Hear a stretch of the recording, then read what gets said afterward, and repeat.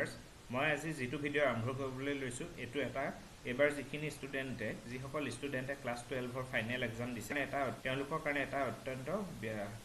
এটো এটা ইম্পৰ্টেন্ট ভিডিওটো হৈছে CUET এক্সামৰ বিষয়ে CUET বুলি ক'বলৈ গলে আপোনালোকে সকলোৱে জানেই চাগে কমন ইউনিভাৰ্সিটি এন্ট্ৰেন্স টেষ্ট যেটো আন্ডাৰ গ্ৰেজুৱেট ইয়াত লিখা আছে CUET UG মানে আন্ডাৰ গ্ৰেজুৱেট কোৰ্সৰ কাৰণে আপোনালোকে হয়তো বহুত ষ্টুডেন্টে গমে পাইছে আৰু অলৰেডি এপ্লাই কৰিছে চাগে যেটো CUET ভাৰতৰ যিখিনি central university best central university including Delhi university JNU পৰা আদি কৰি সকলো ইউনিভাৰ্সিটি আৰু তাৰ লগতে অসমৰো আসাম ইউনিভাৰ্সিটি আৰু এইবাৰ আপোনালোকে জানি আচৰিত হ'ব যে ষ্টেটৰ বহুত ইউনিভাৰ্সিটিয়ে আপোনালোকৰ তাতে তেওঁলোকে এবাৰ যেটো আন্ডাৰ গ্ৰেজুৱেট এডমিশন হ'ব CUET এক্সামৰ পৰাই হ'ব ইয়াত আপোনালোকে দেখা পাব এখিনি সেন্ট্ৰেল ইউনিভাৰ্সিটিৰ নামবোৰ দেখা পাইছে আলিগড় মুছলিম ইউনিভাৰ্সিটি আসাম ইউনিভাৰ্সিটি তাৰপিছত বেনাৰস হিন্দু ইউনিভাৰ্সিটি ইমান ভাল এবোৰ ইউনিভাৰ্সিটি আছে সেই সকলোবোৰ ইউনিভাৰ্সিটিয়ে CUET এক্সাম যেটো NTA কন্ডাক্ট কৰে নেশনাল টেস্টিং এজেন্সিয়ে কন্ডাক্ট কৰিব গুটেবোৰ সেন্ট্ৰেল ইউনিভাৰ্সিটিত ডিগ্ৰী এডমিশন লবৰ বাবে আপোনালোকে CUET এক্সামটো পাস কৰিবই লাগিব জামিয়া মিলিয়া আছে তাৰ ভিতৰত JNU আছে এইখিনি ইউনিভাৰ্সিটি সেন্ট্ৰেল ইউনিভাৰ্সিটিৰ ভিতৰত আছে তাৰোপৰি বৰ্তমান আজি যোৱাকালি এখন নোটিছ দিয়া মতে আপোনালোকৰ এবাৰ ষ্টেট ইউনিভাৰ্সিটিৰ ভিতৰত বহুত ইউনিভাৰ্সিটি এনেকুৱা আছে যিবোৰ ডিব্ৰুগড় ইউনিভাৰ্সিটি ইভেন কটন ইউনিভাৰ্সিটিও CUET এক্সামৰ ওপৰতে এক্সামৰ ওপৰত স্কোৰ ওপৰত বেস কৰি তেওঁলোকে এডমিশন প্ৰসিডিউৰটো চলাই নিব গতিকে এটা খুবেই দৰকাৰী এই ভিডিওটোত আমি ডিসকাস কৰিম CUET এক্সাম প্যাটাৰ্নটো কেনেকুৱা হ'ব কেতিয়া হ'ব আৰু কেনেকুৱা টাইপৰ বস্তু কোৱেশ্চনছ আহিব বা গুটে বস্তুখিনি আমি এই ভিডিওটোত আজি ডিসকাস কৰিম যাতে ষ্টুডেন্টৰ সুবিধা হয় সো এতিয়া আমি এখিনি ইম্পৰ্টেন্ট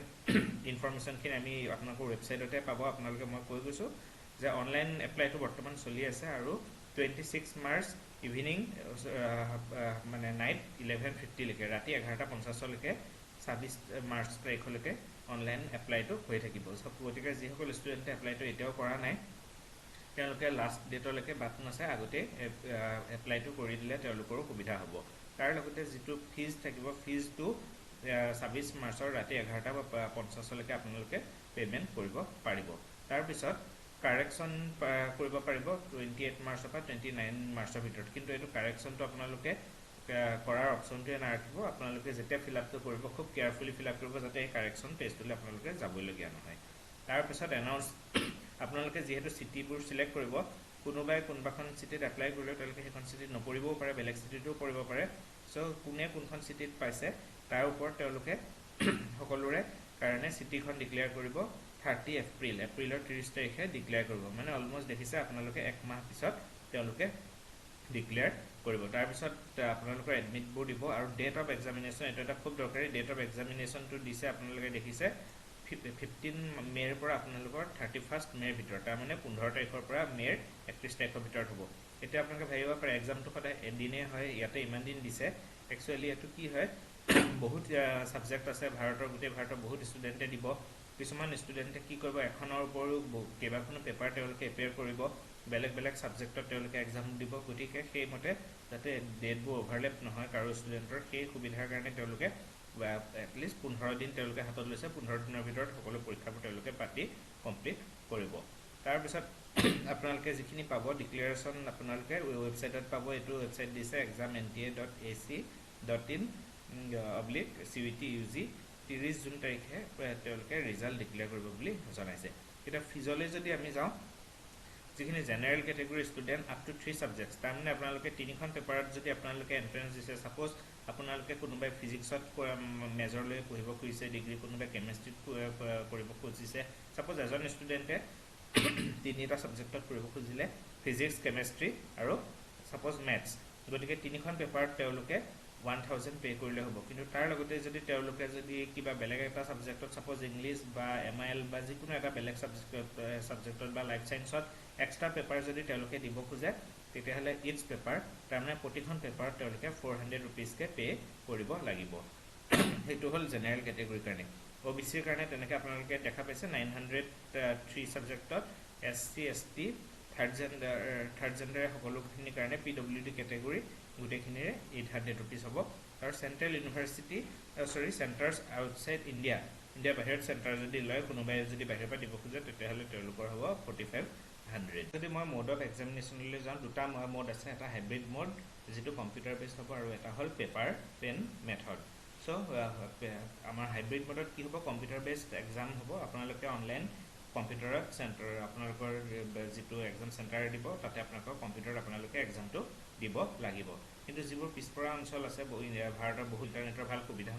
ভাল সুবিধা নাই তেওঁলোকে সেইবোৰ চেণ্টাৰত তেওঁলোকে পেপাৰ পেন মেথডত তেওঁলোকে এক্সাম কণ্ডাক্ট কৰিব আৰু যিটো পেটাৰ্ণ হ'ব সেইটো অবজেক্টিভ থাকিব উইথ মাল্টিপল চইচ কুৱেশ্যনছ তাৰপিছত যিটো মিডিয়াম হ'ব আপোনালোকৰ 13টা মিডিয়ামত লেংগুৱেজত পৰীক্ষাটো দিব পাৰিব তাৰ ভিতৰত দেখিছে প্ৰথমতে আছে আমাৰ অসমীয়া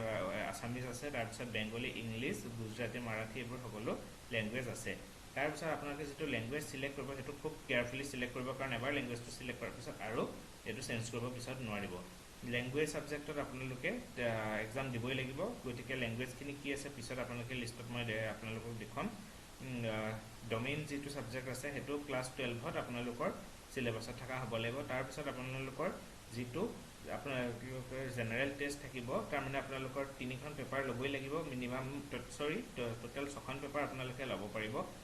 6খন পেপাৰৰ আপোনালোকে তাতে এখন জেনেৰেল টেষ্ট পেপাৰ থাকিব সেইখনত আপোনালোকৰ current affair general mental ability numerical ability quantitative aptitude এই গোটেই বস্তুখিনি আপোনালোকৰ থাকিব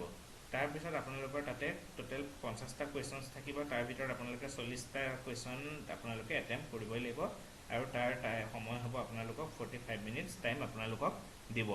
আৰু যিখিনি অলপ টাফ ছাবজেক্ট বুলি দিছে except subject accountancy economics physics computer science information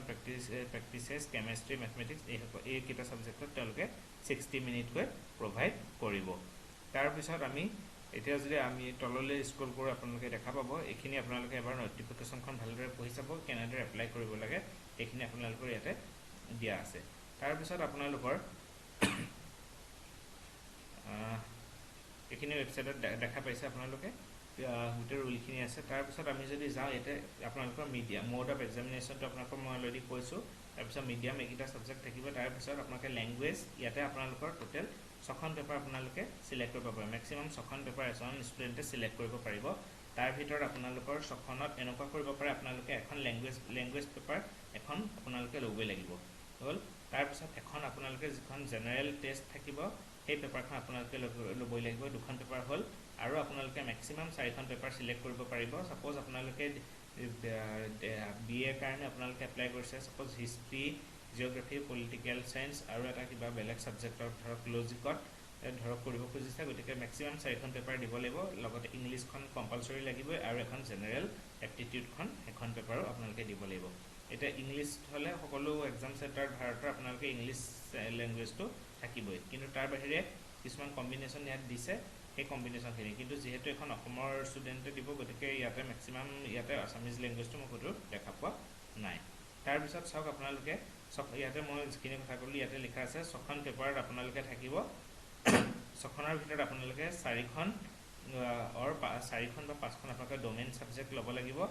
আৰু তাৰপিছত আপোনালোকৰ ইয়াতে এখন জেনেৰেল টেষ্ট থাকিব আৰু এখন থাকিব আপোনালোকৰ লেংগুৱেজ পেপাৰ তাৰপিছত 13টা লেংগুৱেজৰ ভিতৰত যিকোনো এটা লেংগুৱেজ আপোনালোকে চিলেক্ট কৰিব পাৰিব আছামিজ ইংলিছ বেংগলী এই লেংগুৱেজখিনি আছে তাৰপিছত আপোনালোকৰ যিখিনি যদি এই ছাবজেক্টকেইটাৰ ভিতৰত আপোনালোকে চিলেক্ট কৰি ইয়াতে আপোনালোকে এক্সামত 60 মিনিটছ টাইম দিয়া হ'ব কিন্তু বাকীখিনিক আপোনালোকক 45 মিনিটছে তেওঁলোকে টাইম প্ৰভাইড কৰিব 45টা কুৱেশ্যন তাৰমানে 40 কুৱেশ্যনছত 45টা তেওঁলোকে আপোনালোকে এটেম্প্ট কৰিব লাগিব ঠিক আছে বাকি আপোনালোকৰ ইয়াতে আৰু এক্সাম পেটাৰ্ণটো MCQ পেটাৰ্ণত হ'ব বুলি তেওঁলোকে জনাইছে গতিকে আপোনালোকে এতিয়াও আপোনালোকে ৱেবছাইটটো ৰেগুলাৰলি চেক কৰি থাকিলে সুবিধা হ'ব আৰু মই চেনেলটোত আপোনালোকৰ যি আপডেট থাকিব মই CUET ৰিলেটেড মই দিবলৈ চেষ্টা কৰিম এটা খুবেই দৰকাৰী পৰীক্ষা কাৰণ কটন ইউনিভাৰ্চিটি অসমৰ ডিব্ৰুগড় ইউনিভাৰ্চিটিও এবাৰ ইভেন তেজপুৰ ইউনিভাৰ্চিটিও যিহেতু চেণ্ট্ৰেল ইউনিভাৰ্চিটি গতিকে তেওঁলোকৰ আণ্ডাৰত যিবোৰ ডিগ্ৰী কোৰ্চ আছে সকলো তেওঁলোকে অনলাইন মোডত তেওঁলোকে ল'ব আমি যদি ৱেবছাইটটো যদি চাবলৈ যাওঁ ৱেবছাইটটোত আপুনি ইয়ালৈকে দেখা পাব যে আপোনালোকৰ ইয়াতে মই যদি ৱেবছাইটটোত যাওঁ ইয়াতে আপোনালোকে চাওক যিখন ষ্টেট ইউনিভাৰ্চিটি ইয়াতে আপোনালোকৰ কটন ইউনিভাৰ্চিটিৰ পৰা আদি কৰি ডিব্ৰুগড় ইউনিভাৰ্চিটি আপোনালোকে দেখা পাইছে চাগে গতিকে এই গোটেইখিনি ইউনিভাৰ্চিটি ইয়াতে সোমাই আছে আপোনালোকৰ ইয়াতে ইছলামিয়া ইন্দিৰা গান্ধী দিল্লী টেকনিকেল ইউনিভাৰ্চিটি তাৰপিছত আপোনালোকৰ অসমৰ কুমাৰ ভাস্কৰ বৰ্মা সংস্কৃত ইউনিভাৰ্চিটি মাধৱদেৱ ইউনিভাৰ্চিটি নাৰায়ণপুৰ লখিমপুৰত আছে ঠিক তেনেকৈ নৰ্থ লখিমপুৰ কলেজ এই গোটেই তাৰপিছত আপোনালোকে চাগে অলৰেডি দেখা পাইছে ইয়াতে আপোনালোকৰ যিখিনি ডিম ইউনিভাৰ্চিটি সেই সকলোবোৰতো এবাৰ CUET পৰাই ল'ব ইয়াতে আপোনালোকে আমি তললৈ যদি স্কুল কৰি দেখিব SRM ইমানখন ডাঙৰ ইউনিভাৰ্চিটি তেওঁলোকেও CUET পৰাই এবাৰ এডমিশ্যন হ'ব তাৰ লগতে অসমৰো বহুত ইউনিভাৰ্চিটি আছে ইয়াতে মই স্কুল কৰি লিখিব আসাম ডাউনটাউন ইউনিভাৰ্চিটিৰ আণ্ডাৰত যিবোৰ কোৰ্চ আছে ডিগ্ৰী কোৰ্চ সেই সকলোবোৰতে CUETৰ আণ্ডাৰতে তেওঁলোকে এবাৰ এডমিশ্যন কৰিব গতিকে আপোনালোকে CUETটো বহুত ভালদৰে প্ৰিপাৰেশ্যন কৰক CUETৰ কাৰণে যাতে আপোনালোকে এখন ভাল ইউনিভাৰ্চিটি এটা ভাল কোৰ্চত আপোনালোকে এডমিশ্যন ল'বলৈ সক্ষম হয় আৰু CUETৰ লগত ৰিলেটেড যিখিনি আপোনালোকৰ ইনফৰমেশ্যন আছে মই সেইখিনি আৰু যি ইনফৰমেশ্যন আপডেট আহিব মই সকলোখিনি দিবলৈ চেষ্টা কৰিম গতিকে আপোনালোকৰ চেনেলটো যদি ছাবস্ক্ৰাইব কৰে মই কাইণ্ডলি ছাবস্ক্ৰাইব কৰি ল'ব thank you very much for ৱাচিং